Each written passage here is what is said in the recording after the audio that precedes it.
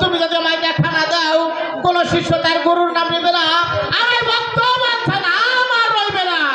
তাই আমি বলছি তুমি দয়া করে একটিবার আমার দেখা দাও মুর্শিদ।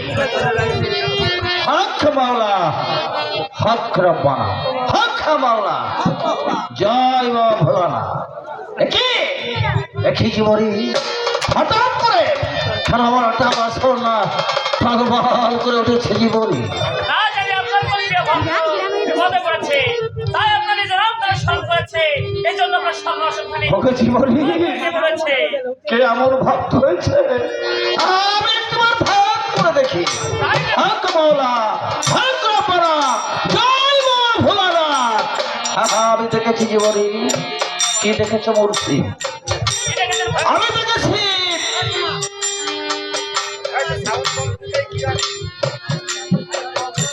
আমি দেখেছি জীবনী।